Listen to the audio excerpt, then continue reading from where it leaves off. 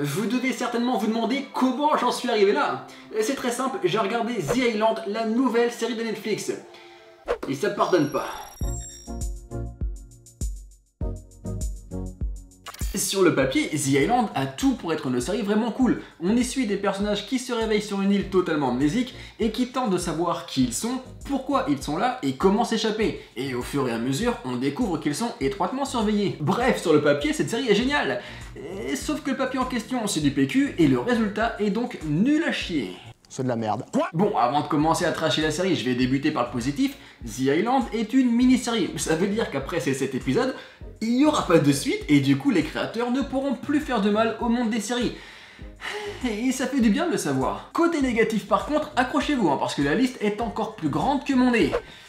Et il faut le faire. Déjà, la série, elle est pas filmée avec les pieds, elle est filmée par un unijambiste. Il y a aucune personnalité dans les plans. C'est plat et il y a des effets de mouvement ultra clichés qu'on retrouve dans tous les courts-métrages amateurs sur YouTube, faits par des mecs de 15 ans. Et d'ailleurs, ma théorie qui est que ça a été filmé par un ado encore puceau se confirme avec certaines séquences. À chaque fois qu'il y a une paire de fesses ou de seins quelque part, tu peux être sûr que la caméra ne va jamais la louper. Oh non. C'est totalement gratuit, c'est inutile, mais c'est là. Un peu comme la série en fait. Bon, The Island a été tournée par un unijambiste, on est d'accord, mais elle a aussi été montée par un aveugle, parce que sans déconner, t'as l'impression qu'il y a des faux raccords et des plans de coupe mal gérés toutes les 10 minutes. Et Michel, y a rien qui vous choque là? Bah non, qu'est-ce qu'il y a? Tout est normal. Bah ils sortent d'où ces deux débilos? Quand elle jette la manette, y a personne, et pouf, le plan d'après y a du monde. Bah c'est des fantômes ou quoi? You've been hiding this the whole time? Yeah, in case I needed it. Et niveau fort raccord, je veux pas vous spoiler, mais même le dernier twist final n'a aucun sens quand on repense à ce qu'on a vu juste avant. Et t'as l'impression que les scénaristes ont eux-mêmes oublié ce qu'ils venaient d'écrire. C'est nul! Je parlais de plans de coupe mal gérés, mais alors les plans de transition, c'est pareil, ils sont nuls. Pour passer d'une scène à une autre, on a le droit à des plans sur l'île. Alors c'est cool, c'est joli, mais le problème c'est qu'ils utilisent avec ça des musiques qui nous font penser à Koh-Lanta. Et du coup, bah t'as l'impression de passer d'une série à un jeu télévisé en 2 secondes. Ça te sort complètement du truc. Déjà que t'as du mal à y rentrer tellement c'est con. Que vous auriez en plus dans cette équipe s'il y avait plusieurs garçons? Légumes. Crever de faim la gueule ouverte. Ah! Côté effets spéciaux, je passe vite fait dessus parce que sans surprise, c'est moche, il n'y a pas de budget. Alors, c'est pas aussi horrible que la biche de The Walking Dead. En même temps, il y avait un vrai level de foutage de gueule à ce niveau-là. Mais sans déconner, si tu sais pas générer de requins, t'en mets pas, c'est pas grave. Parce que là, mes yeux saignent encore. L'une des choses les plus étonnantes pour une série de Netflix, c'est que tout le monde joue mal. C'est ultra cliché, ultra surjoué, et parfois, il y a même des acteurs qui ne sont pas raccord avec ce qu'il se passe à l'écran.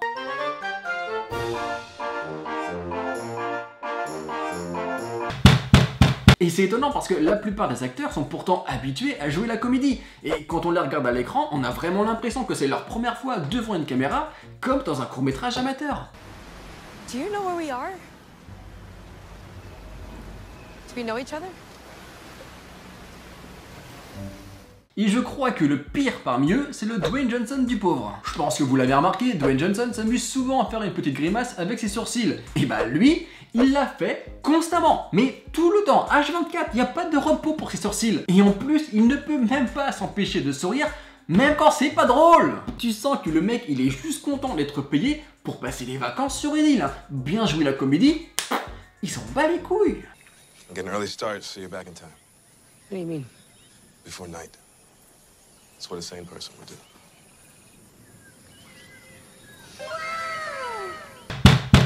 Alors il y a deux solutions, soit les acteurs étaient très mal dirigés sur le tournage, soit ils ne croyaient pas du tout au texte qu'ils devaient réciter. Et bizarrement, je penche plutôt pour la deuxième option. Sans déconner, j'ai jamais vu des dialogues aussi nuls. Et quand je dis nuls, c'est qu'ils ne servent vraiment à rien. T'as l'impression que ça a été écrit par un algorithme qui ne sait pas du tout comment fonctionnent les interactions entre humains. Regardez.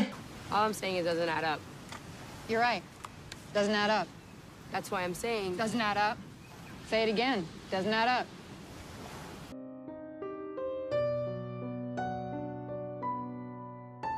Et le plus fou, c'est que c'est comme ça tout le temps. C'est comme un lycéen qui fait des longues phrases inutiles pour faire croire qu'il a quelque chose à dire dans une disserte. Et bah là, les scénaristes ont fait la même chose, ils répètent en boucle les mêmes trucs pour faire durer les épisodes en longueur parce que sinon ça durerait que 5 minutes. I hope not. Well, I think she's done remarkably well. I disagree. Then we disagree. Yes, we do. Avidly. C'est de la merde. Mais je crois que le pire, du pire, du pire de toutes les répliques jamais écrites dans cette série, c'est quand un mec sort ça en 2019, en pleine période MeToo. Parce que là, en fait, tu réalises qu'il y a une équipe de créatifs qui a validé cette phrase et qui s'est dit « Oh, bah ça passe, ça va, y a pas mort d'homme, c'est tranquille, allez, il est où le problème ?» Et je suis gentil, je ne parle même pas des comportements des personnages qui n'ont aucun sens. Et je sais même pas pourquoi j'ai fait des trucs avec mes mains, mais tellement cette série me rend fou! Non, parce que apparemment, la première chose que tu fais quand tu te réveilles sur une île déserte entourée d'inconnus quand t'as pas de mémoire, c'est d'aller bronzer ou de pécho quelqu'un. Enfin bref, vous l'avez compris, cette histoire a été écrite avec le cul, ce qui explique pourquoi c'est autant à chier. It's true. Encore une fois, c'est frustrant parce que l'idée de base est vraiment cool, il y avait un vrai potentiel, une vraie réflexion possible. Black Mirror l'aurait fait, on aurait tous applaudi. Le problème ici, c'est qu'au bout de 3 épisodes seulement, les scénaristes ne savent même plus ce qu'ils veulent raconter. Et du coup, ils tentent de noyer ça avec des dialogues incompréhensibles, des flashbacks inutilement longs et beaucoup trop de références à Lost. Honnêtement, t'as plus de références à Lost que de cohérence dans le scénario. Ah bah à un moment forcément ça devient problématique hein. On a vraiment l'impression que les créateurs se sont rendus compte en plein milieu de la production qu'ils n'avaient pas le niveau pour gérer un tel concept et qu'ils ont préféré bâcler le truc pour passer directement à autre chose. Et le plus drôle, ou le plus triste, ça dépend, c'est que les scénaristes profitent d'une réplique pour avouer ne pas savoir ce qu'ils font.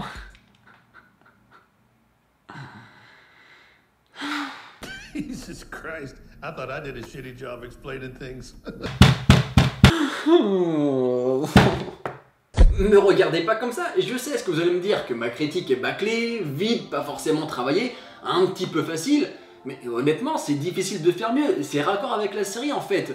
On parle d'une mauvaise parodie, au bout d'un moment c'est dur de juger ça sérieusement. Alors je sais pas si The Island est la pire série de Netflix, mais c'est clairement la pire série que j'ai vue sur Netflix. Et c'est déjà beaucoup trop. Voilà, donc n'hésitez pas à ne surtout pas regarder la série, et si jamais vous avez quand même envie de le faire, et bah... bonne chance.